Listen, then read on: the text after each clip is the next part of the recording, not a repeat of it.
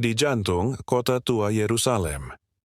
Di antara jalan-jalan sempit berbatu, bau dupa, dan suara doa dari berbagai bangsa, berdiri sebuah bangunan tua, tempat di mana jutaan orang berjalan dengan penuh air mata dan ucapan syukur. Inilah Gereja Makam Kudus, Church of the Holy Sepulchre, situs paling suci bagi umat Kristen di seluruh dunia. Tempat di mana tradisi percaya Yesus Kristus disalibkan, wafat, dimakamkan, dan bangkit kembali. Di dalam gereja suci ini terdapat sebuah titik yang disebut Golgota atau Kalvari, berasal dari kata Aram dan Latin yang berarti tempat tengkorak. Disinilah Injil mencatat peristiwa terbesar dalam sejarah manusia, penyaliban Yesus Kristus.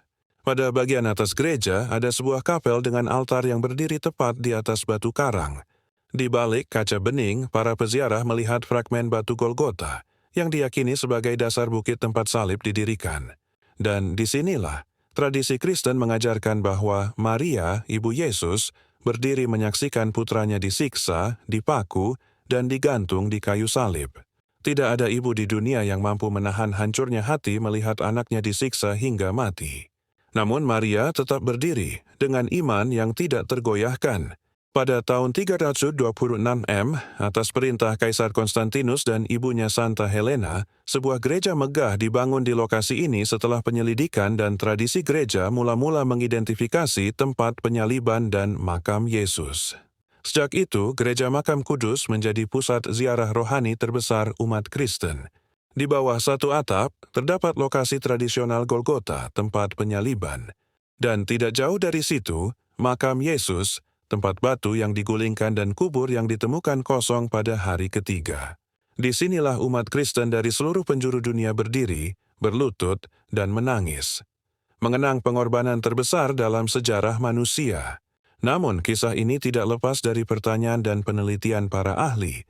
Sejarawan dan arkeolog mencatat bahwa Injil hanya menyebut penyaliban berlangsung di luar tembok kota Yerusalem. Tembok kota di masa Yesus berbeda dengan tembok kota saat ini, sehingga lokasi Gereja Makam Kudus yang sekarang berada di dalam tembok, mungkin pada waktu itu berada di luar. Para peneliti menyimpulkan, tidak ada bukti arkeologi 100% pasti bahwa ini benar-benar lokasi asli Golgota. Tetapi selama hampir 2 milenium, tradisi, kesaksian gereja mula-mula, dan iman jutaan orang menjadikan tempat ini sebagai situs penyaliban dan kebangkitan Yesus yang paling diyakini. Dan sampai hari ini, tidak ada tempat lain di dunia yang memiliki sejarah rohani sedalam dan sekuat ini. Di sini air mata dan doa bercampur.